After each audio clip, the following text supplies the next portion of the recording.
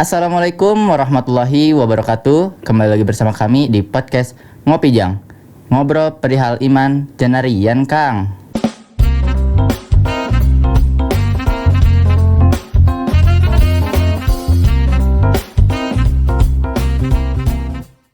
Oke. Nah, jadi sekarang ya kita bakal podcast bersama Ustadz Hardiansyah Najmi. Tapi sebelum itu kita ingin memberitahu kepada kalian ya warga Assalam, karena kita melakukan podcast ini sudah menerapkan protokol kesehatan standar yang baik gitu ya. Jadi yang pertama kita itu sudah menggunakan face shield ya. Face shield, oke, udah. Terus kita menjaga jarak juga ya. Udah ada berapa meter ini kira-kira ya Ustadz? Udah 2 meter lah ada. Nah, dan jangan yang kalah penting ini jangan menyepelekan tentang kayak cuci tangan nih. Nah, sekarang kan di depan kita ada hand sanitizer. Punten, Ustaz, kita pakai dulu ya. Siap. Oke, biar kita aman gitu ya. Oke. Jadi buat teman-teman jangan ini ya, harus terus menggunakan masker kalau kemana-mana, dan juga jangan lupa cuci tangan pakai hand sanitizer. Oke, halo Ustaz, gimana, apa kabar sebelumnya? Alhamdulillah sehat. Oke, sebelumnya nih kita bakal nyinggung tentang tidur nih. Tidur ya, tidur di bulan Ramadan. Kalau di bulan Ramadan itu kan katanya biasanya kalau tidur itu dapat pahala. Bener gak sih? Nah gitu di pikiran saya tuh, apakah tidur itu emang dapat nilai pahala? Apa gimana nih? Takutnya kan tidur itu kan sia-sia gitu kan, kita menyia-nyiakan waktu hanya untuk tidur. Nah gitu ya. Cuma sebelumnya nih saya punya cerita. Oh gimana Ustaz? Dulu ketika saya masih jadi santri, ada teman saya yang dikenal dengan Abu Naum.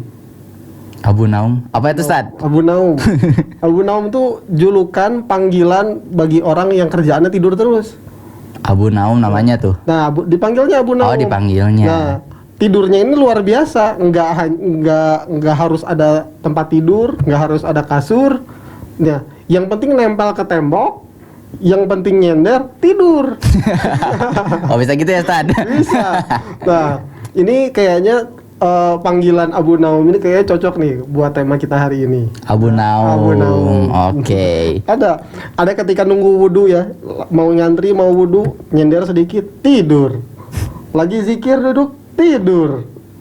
Lagi belajar di kursi duduk, tidur aja kerjaannya. Nah begitu, maka itu pas dipanggilnya Abu Naum. Oke, itu sedikit intermezzo dari Ustadz ya, tentang dulu di pesantrennya ada yang kayak begitu. Ada banyak. Oh banyak, ternyata bukan 1-2, bahkan saya juga seperti itu kadang. Oke, mungkin karena kan di pesantren itu capek ngafal surat, malamnya harus tahajud mungkin ya. Nah gitulah, jadi agak capek mungkin, jadi tidur. Oke. Tapi gini Ustaz, sekarang saya tuh memiliki beberapa pertanyaan nih perihal tentang tidur di bulan Ramadan. Oke, sekarang kita masuk aja gak apa-apa langsung Ustaz? Ya, masuk boleh. Oke. Yang pertama nih, ada pertanyaan tentang bagaimana jika tidur seharian di bulan puasa. Nah, itu gimana tuh Ustaz? Kalau tidur seharian di bulan puasa dibilang rugi, iya rugi.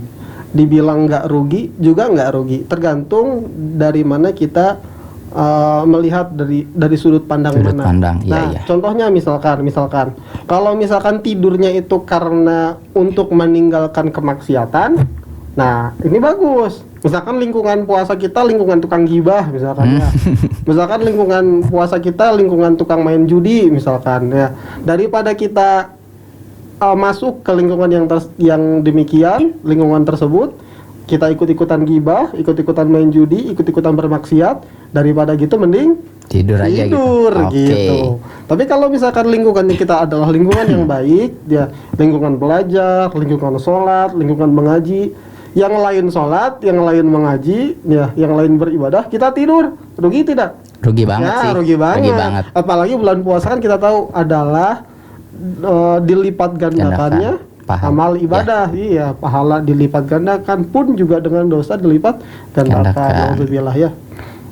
Oke, ya, jadi gitu. Jadi secara ringkas mah meureun sholat maaf tentang tidur nih, maaf ya, tentang tidur tuh jadi ada ruginya, bisa jadi rugi atau bisa jadi nguntungin kita, karena kalau untung itu dari kita menghindari dari kemaksiatan. Kalau ruginya karena kita meninggalkan kayak tadi sholat ya mungkin. Oke.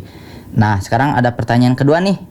Bagaimana nilai puasa untuk orang yang mengisi hari dengan tidur seharian? Jadi tidur seharian yang kata Ustadz tadi yang Abu Naum tadi ya? Iya, Abu Naum tadi. Gimana Ustadz? Kalau dirasa rugi, bener, rugi banget. Karena kebanyakan orang tuh mengambil alibi, mengambil dalih biar misalkan puasanya terasa cepat, puasanya terasa tahu-tahu pas bangun, alah sudah maghrib. Nah, biasanya tidur seharian. Rugi itu benar rugi. Padahal kan di bulan Ramadan tuh banyak banget sunah-sunah yang harus kita lakukan. Ya, yang diantaranya meningkatkan pahala puasa kita. Ada sholat duha, ya nanti di tengah-tengah ketika kita sedang beraktivitas. Ada juga ibadah-ibadah sunnah lain seperti tadarus, ya mengkhatamkan Al-Quran, ya kita ta'lim, belajar, mendengarkan tausiah. Biasanya kan di Ramadan lagi banyak-banyaknya nih apalagi ngaji gitu ya, ngaji apalagi hatam ya hataman ya, insya Allah lah di sini mah pari-pari juga udah hatam kayaknya. Nah kalau misalkan yang kegiatan-kegiatan tersebut ditutupi dengan hanya tidur saja seharian, dari pagi tidur, bangun-bangun itu pun kalau bangun ya, misalkan bangunnya sholat zuhur saja, kemudian tidur lagi, sholat asar bangun tidur lagi, rugi itu nanti lebar. Jadi nanti kita hitung-hitungannya pahala sama Allah tuh, hitungnya mungkin sama malaikat raqib dan atid di sebelah kanan dan sebelah kiri cuma ditulis tidur, si fulan tidur, fulan tidur, lagi fulan tidur, lebar ya. Tapi kalau misalkan si fulan itu misalkan melakukan ibadah-ibadah yang lain, si fulan sedang membaca Al-Quran, si fulan sedang melaksanakan sholat duha, si fulan sedang mengkhatamkan Al-Quran, kan luar biasa. Oke, jadi Ustadz kalau berarti kalau tidur tapi kan setelah sholat duhur nih kan tidur, sebenarnya itu teh kan nggak berdosa, tapi cuma rugi gitu kan. Dosa mah enggak, rugi gitu. Tapi kalau tidurnya sampai melalaikan yang wajib, misalkan tidak sholat duhur secara sengaja gitu ya. Iya. Ntar lagi duhur bayarin tidur aja nanti gitu. Itu bisa jadi. Itu udah masuk dosa ya. Iya. Oke, mengurangi pahala puasa. Udah mengurangi plus ditambah dosa karena melalaikan yang wajibnya. Iya, Oke, gitu Ustadz. Nah, sekarang ada pertanyaan selanjutnya nih. Mengapa tidur dikatakan ibadah di bulan puasa? Nah, gini. Kembali dulu, saya belum ngasih tahu nih. Ada satu hadis dalilnya yang berasal dari hadis riwayat Baihaqi. Ini karena redaksi awalnya itu tentang tidur, biasanya jadi alibi orang-orang. Padahal selanjutnya ada kata-kata yang lain. Hadisnya begini. Naumus sha'im ibadah wa sumtuhu tasbih. Wa sumtuhu itu artinya diamnya orang yang berpuasa adalah tasbih. Wa amaluhu mudha'af. Wa amaluhu itu amal perbuatannya mudha'af. Mudha'af itu dilipat gandakan. Wa amaluhu mudha'af.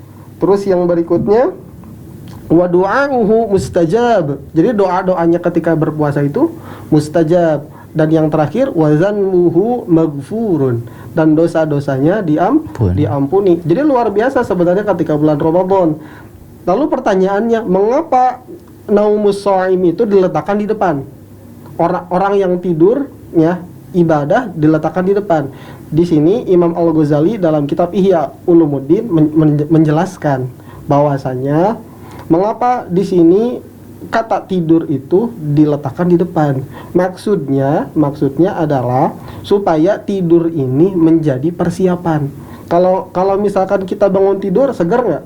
Segar. Ya, segar kan? Segar. Jadi yang awalnya lemes ya, lelah, letih, ketika tidur kita jadi ada lagi semangatnya, ya sudah keisi lagi energinya. Nah, energi yang kita dapatkan setelah bangun tidur itu adalah maksudnya untuk Beribadah.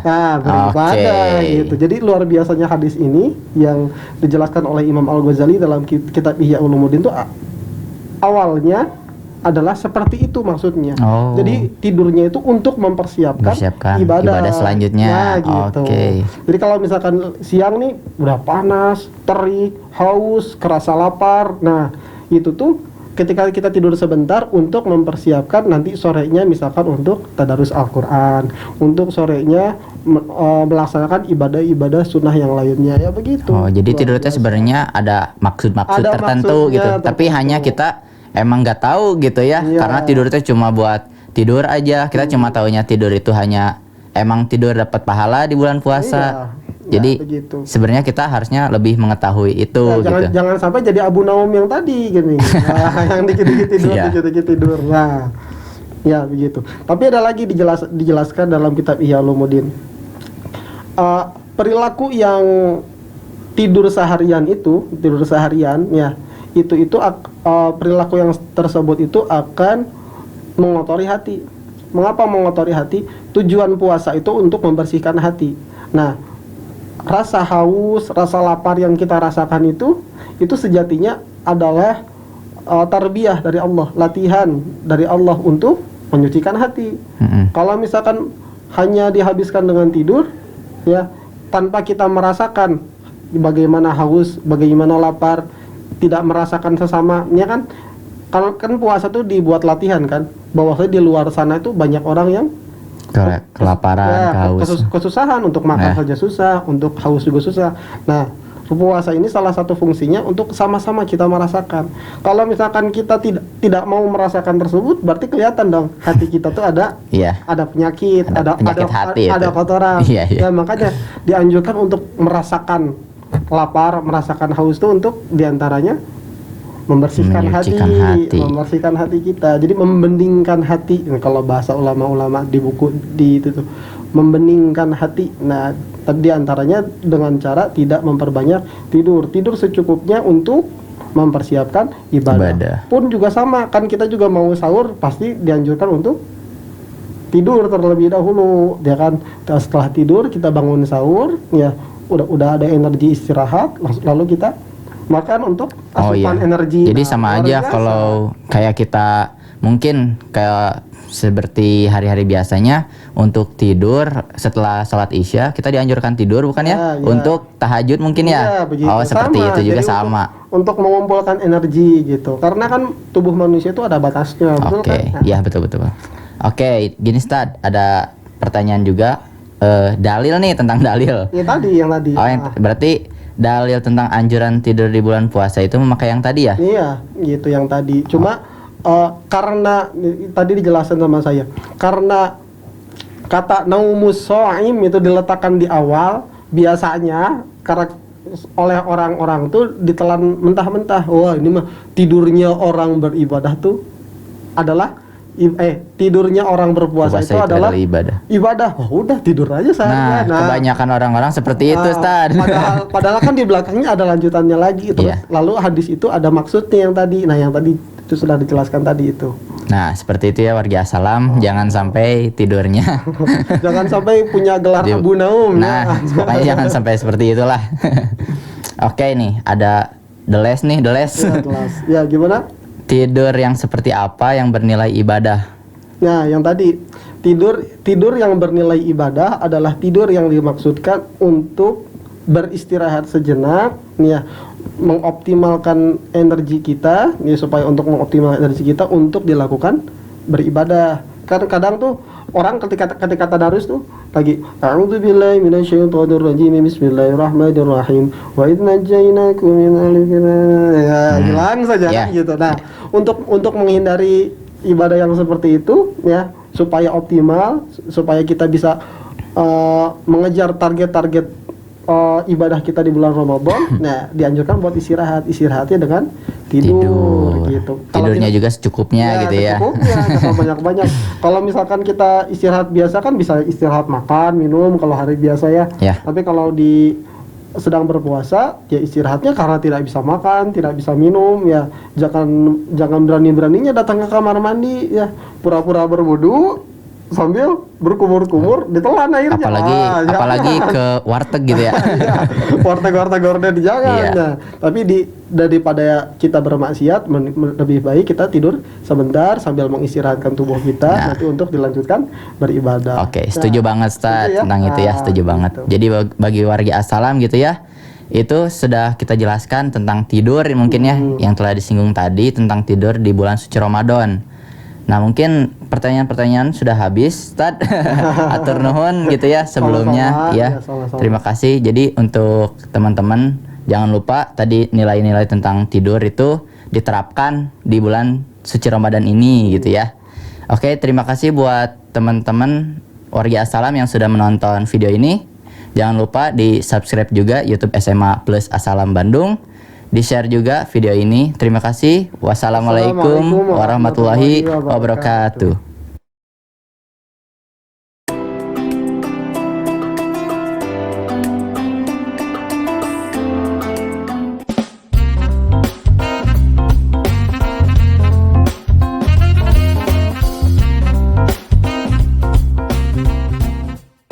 Be strong.